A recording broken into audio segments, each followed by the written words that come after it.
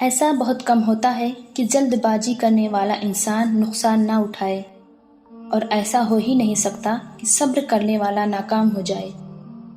خوبصورت چہرہ بھی بوڑھا ہو جاتا ہے، پرکشش جسم بھی ایک دن ڈھل جاتا ہے، لیکن ایک اچھا انسان ہمیشہ اچھا انسان ہی رہتا ہے۔ اپنی زبان کو یوں محفوظ رکھو جس طرح سونا اور چاندی کو محفوظ رکھتے ہو۔ آنسو تمہارے یقین سے بڑھ کے تو نہیں، یہ 2 پل کی تکلیف ہے، تمہاری زندگی بھر کی تو نہیں۔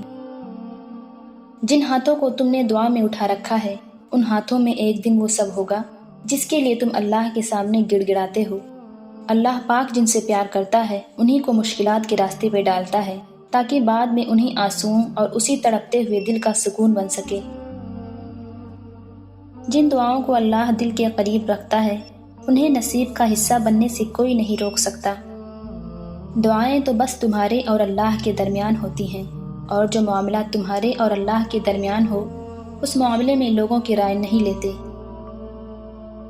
اور اللہ جانتا ہے تم تھک چکے ہو، وہ جانتا ہے تم کوشش کر رہے ہو، وہ جانتا ہے یہ تمہارے لیے سب مشکل ہے، لیکن یہ جان لو کہ اللہ تمہیں ایسی حالت میں نہیں ڈالے گا جسے تم سنبھال نہیں سکو گے۔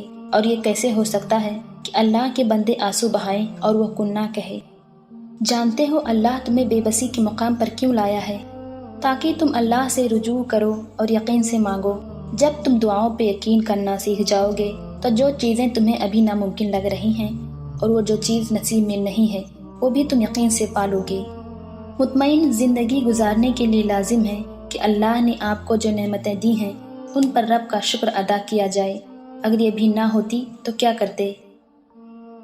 حضرت علی رضی اللہ تعالی عنہ نے فرمایا، جب دل تھک جائے تو جان لو کہ آسمان سے تمہاری مدد کے لیے قبولیت کا اب کوئی نہ کوئی دروازہ کھلنے لگا ہے۔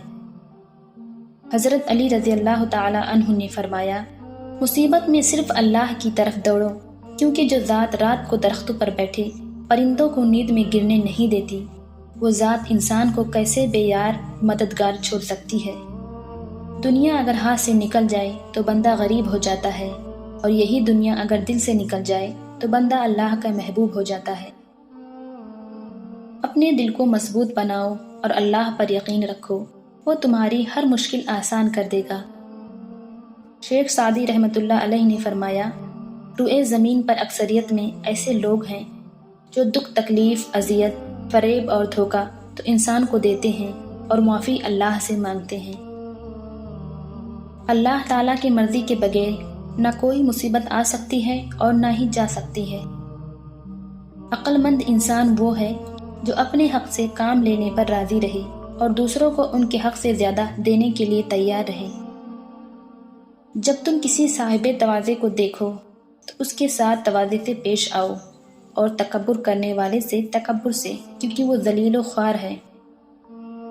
3 چیزیں انسان کو اللہ سے دور کر دیتی ہیں: اپنے اعمال کو زیادہ سمجھنا، اپنے گناہوں کو بھول جانا، اپنے آپ کو سب سے بہتر سمجھنا۔